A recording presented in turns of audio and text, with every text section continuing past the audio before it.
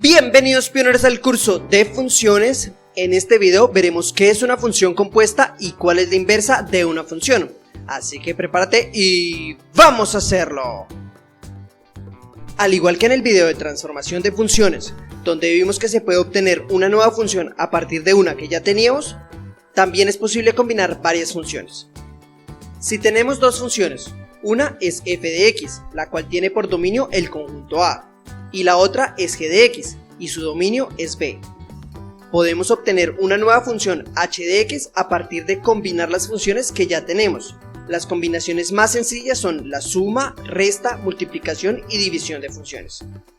Al combinar las funciones, el dominio de la nueva función h de x es la intersección de los dominios de las primeras funciones. Por ejemplo, supongamos que f de x es igual a raíz de x. Sabemos que el dominio de esta función es desde 0 hasta infinito. Por otro lado está g de x, que es igual a raíz de 2 menos x, y su dominio va desde menos infinito hasta 2. Esta es la función h de x si la combinamos como suma. El dominio es la intersección de los dos dominios, es decir, desde 0 hasta 2. Así se ve h de x si la combinamos como resta. El dominio sigue siendo la intersección de los dos dominios. Y si se combinan como un producto, esta es la función h de x.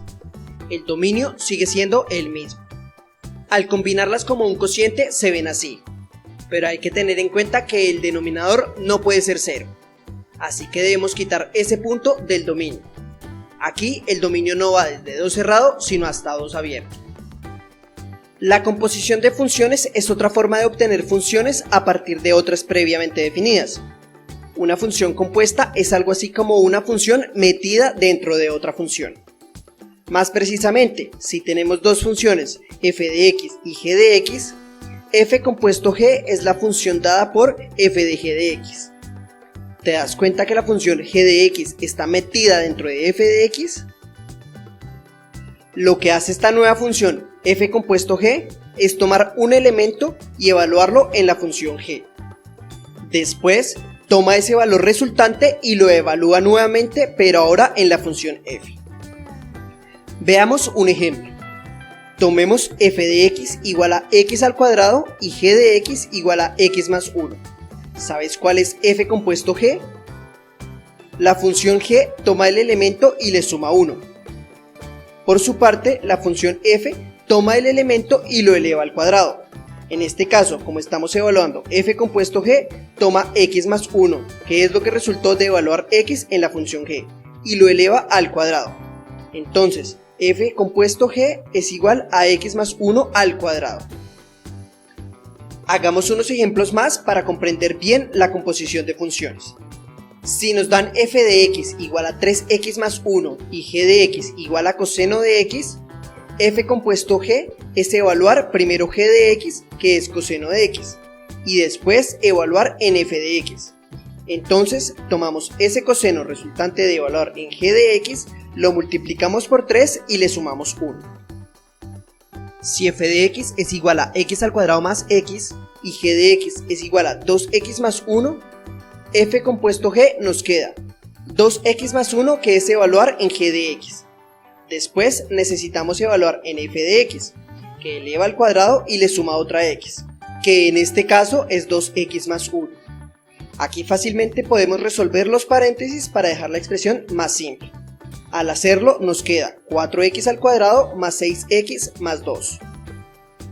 Si f de x es igual a raíz de 1 menos x y g de x es igual a raíz de x, f compuesto g nos queda raíz de x, que es evaluar g de x, y después necesitamos evaluar f de x, que es raíz de 1 menos el valor que obtuvimos.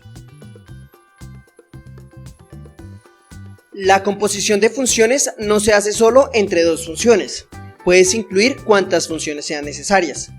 Si f de x es igual a raíz de x, g de x es igual a 2 más x y h de x es igual al valor absoluto de x, ¿se te ocurre cómo puede ser f compuesto g compuesto h? Es la misma lógica. Primero evaluamos la función h, que saca el valor absoluto del elemento.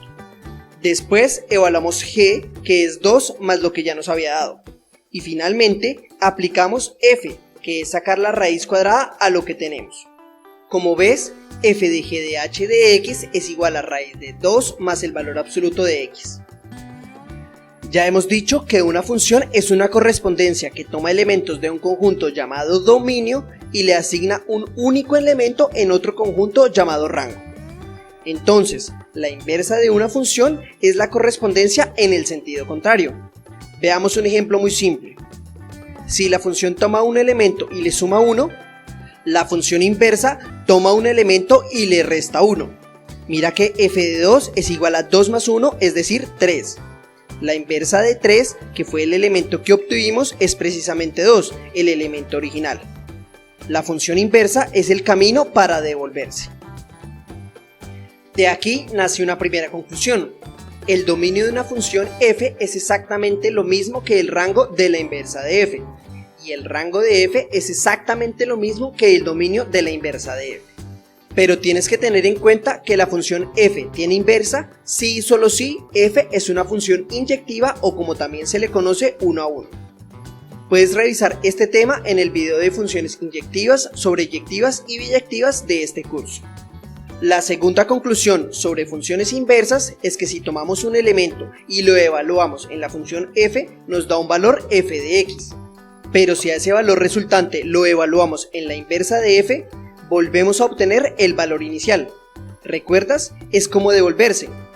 Técnicamente decimos que f a la menos 1 compuesto f de x es igual a la identidad.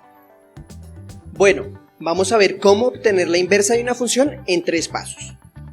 Primero hay que reemplazar f de x por y, es decir, si nos dan una función f de x igual a x al cubo más 5, simplemente en lugar de f de x ponemos y. El segundo paso es despejar la x de esta ecuación. En este caso, al hacerlo nos queda x igual a raíz cúbica de y menos 5. Y el tercer y último paso es intercambiar las x y las y. Entonces, la función inversa de f de x igual a x al cubo más 5 es raíz cúbica de x menos 5. En algunas ocasiones necesitas usar funciones inversas especiales para poder despejar la x y así poder hallar la inversa. La más común es que el logaritmo de x es la función inversa de e a la x y viceversa, siempre y cuando x sea mayor que 0 por aquello de que no existe el logaritmo natural de un número negativo.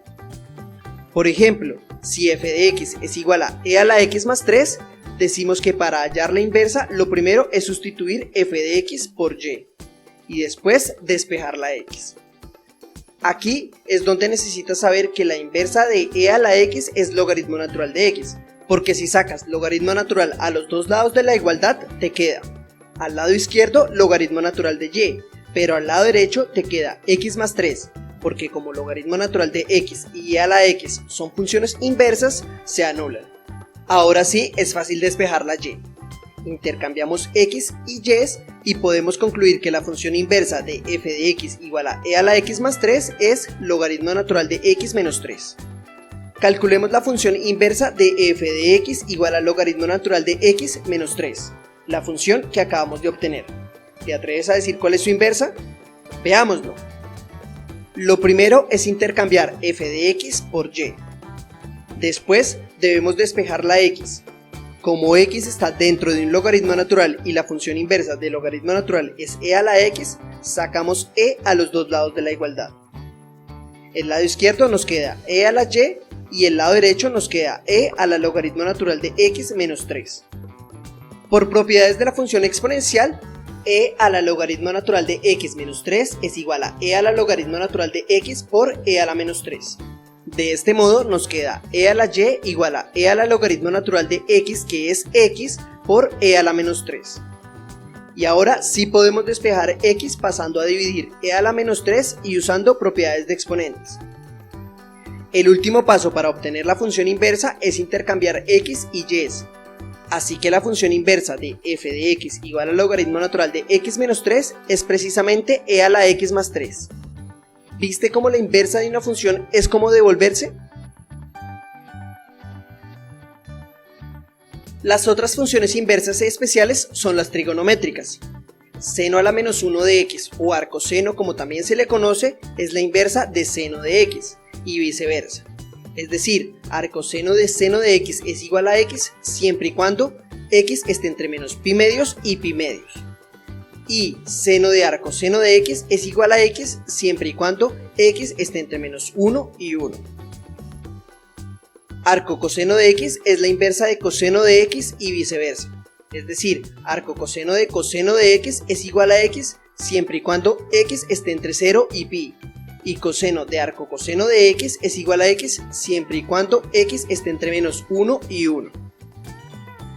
Finalmente, arcotangente es la inversa de tangente y viceversa. Es decir, arcotangente de tangente de x es igual a x siempre y cuando x esté entre menos pi medios y pi medios. Y tangente de arcotangente de x es igual a x siempre y cuando x esté entre menos 1 y 1.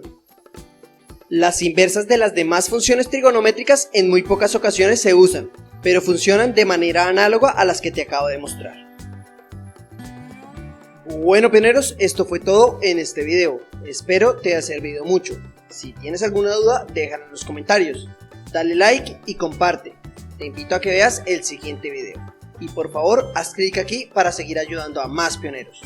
No olvides estudiar fuerte, porque tú podrías ser el próximo Albert Einstein. Chao, chao.